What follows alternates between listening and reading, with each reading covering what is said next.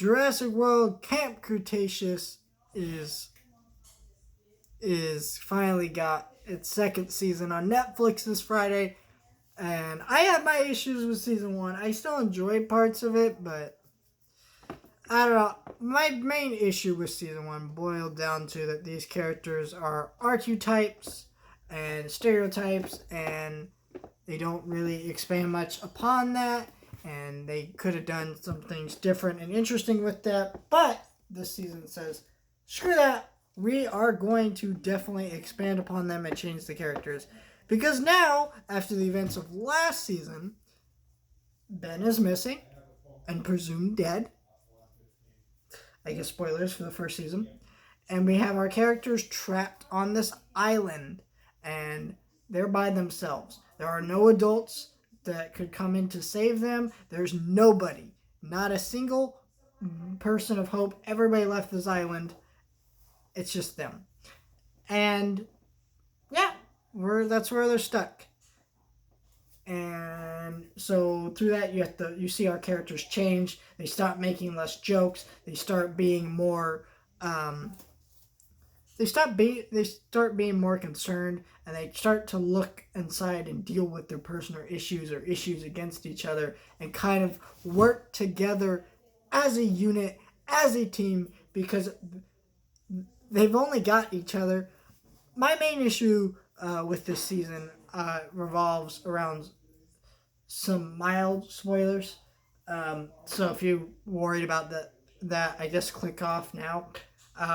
There are some human characters, and this isn't a spoiler. In the trailer, they did say we're not alone. So there's a part halfway through the season where some human characters show up. And they're very obviously the type of villains we would normally see in this franchise. And I get it, they need to add conflict, but in the meantime, they didn't add any interesting charisma, and they were very predictable. And they could have done something different with it. And they could have also done more with the fact that they thought they were going to get off this island due to these characters, but that didn't happen because the reveal, I guess. Then the other thing I had an issue with was just Ben. Ben is presumed dead, as far as we know. And I'm not going to say whether he is or is not. But we don't see our characters reacting too much to it throughout this season. When they did, of course, a little bit last season. But this season, you don't really see it. He just kind of disappears. And so, for the most part, I forgot about it. For about more than halfway through the season, I think it was about episode 6, when they kind of bring it up again and they do things with that, and I'm like, oh, okay. But it is very strange, like, that they didn't do that, because when all that is brought back up again, things come into play, I'm going, well, this could have more emotional impact had you not brought it up for several episodes on end. And that was just really strange. But for the most part, this is a lot better season than season 1. Now, I do think season 1 had less of a predictable narrative than season 1, but in terms of the characters, it's a lot better. And I think this is definitely a good stepping point. The only thing I have an issue with is how this season ends. It doesn't really leave a clear or interesting direction where the show could go. And I just worry how long they can keep stretching this out before this show has to end.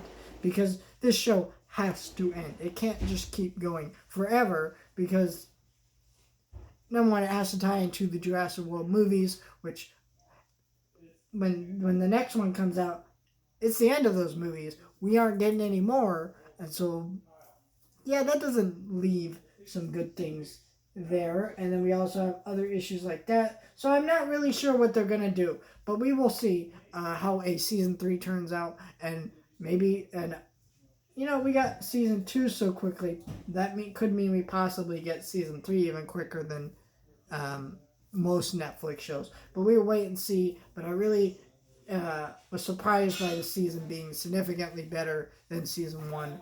And changing a lot of my issues with season 1, and I'm excited for a season 3 to appear on Netflix.